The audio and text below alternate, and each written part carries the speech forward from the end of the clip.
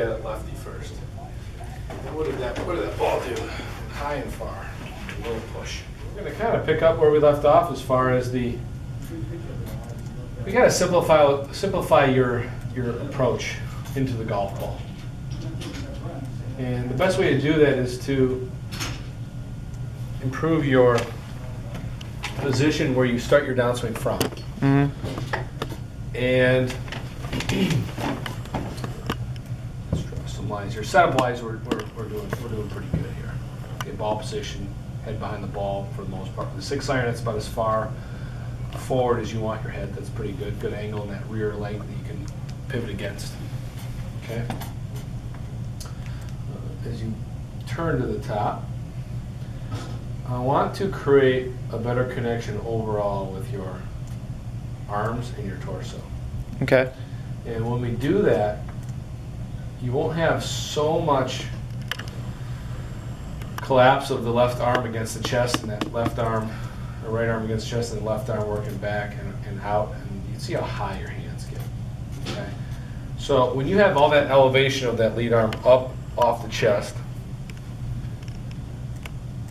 and you don't return it back down as you start to turn down, you get all that elevation and you start to rotate, your arm is going to work out that way. Okay, then you're going to have to make some adjustments to get back to the golf ball, just because that's not the most efficient way. Can you hit good shots this way? Absolutely you can, right? Not all the time. But you see how far, as you're approaching, you know, I guess your left, your right, your lead arm is beyond. Okay, here's your lead arm parallel to the ground. Okay, you can see how steep that is, and you can see how far away you are from that lower plane line, just because of all that elevation. The more elevation you have with your arms this way, as you turn to the top, the higher your hands get. I'm going to show you somebody who's extreme in the other way. Let's pull somebody else up here. Hang with me. We can use Ray Romano. As long as we're not using Charles Barkley. Let's use Justin Rose, okay? So let's take Justin here. I'm going to take him to the same spot you're at right there. Draw his box and get those swing plane lines. Okay. You guys are actually built very similarly. Just stand on the wrong side of the ball, or on the other side of the ball. So here's where you kind of go wrong right away. This is perfect, okay? Because it happens early on. If you take a look at your lead arm, you can see how it rotates out away from your body there. Okay, see how it rotates out. And as he works on the back, so you can see how his lead arm stays in. Okay. Okay. So what that is, that's elevation. Any movement away from your chest with that lead arm is elevation up off of your chest this way. Okay.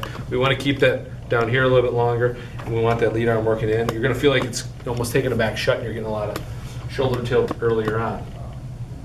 I guess you have a lot of shoulder tilt. You just have a lot of rotation of that lead forearm.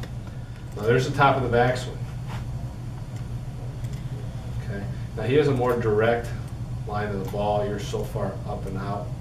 You can see it's going to be a different angle of attack there. Okay, now you could just really drop it in and then go, but that's just extra movement, okay? And you can see how much closer he's starting to get now there to that lower line. So you have a couple different options from that position. Okay, it's such a high angle of attack. You can tip your wrist down a lot, or you can just go really far, really hard to the right through the shot, which is you kind of do a little bit of both, but that's what also causes that right arm to chicken wing a little bit through the shot. So you do have a little bit of a tip with the wrist downward, and then you have a lot of rightward action there. He doesn't have to tip that shaft down as hard through impact. It's like I said, it's just a little bit more direct line of the golf ball, more simple. This is the best device I know for this. Okay. It doesn't let you elevate your arms almost at all. Okay, so I want you to put your right arm through here. It's going to stay above the elbow. Right arm through here. Stay above the elbow. You see what that's doing?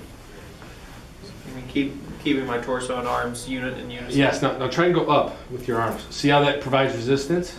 So that's elevation. I use the term elevation. This is elevation. And it's trying to pull your arms back down. Okay. Now, it would be better if you were more broad-chested and had a belly on you. because then it would really be tighter. I can gain some lbs. But anyways, that's that should give you that sensation. Go ahead and set up now to it. Let me this. Good. Now, what you do is just bring it on halfway back. Good. So that lead arm, you can go ahead and hinge a little bit. You see how that lead arm's still down low?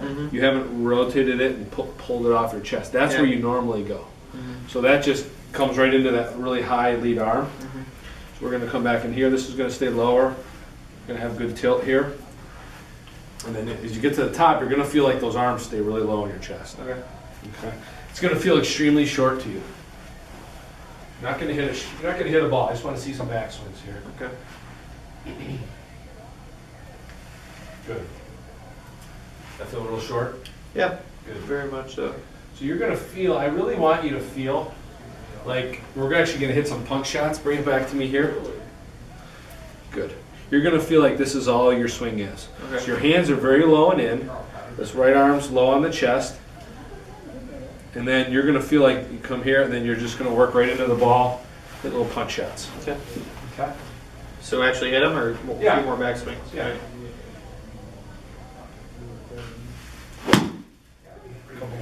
And you're going to be surprised how far back or how much you're turning. Let's put it that way. And pull your shoulder turn up here on both sides. And here we go to the top. 80 degrees closed with all that excess arm swing, real high hands there.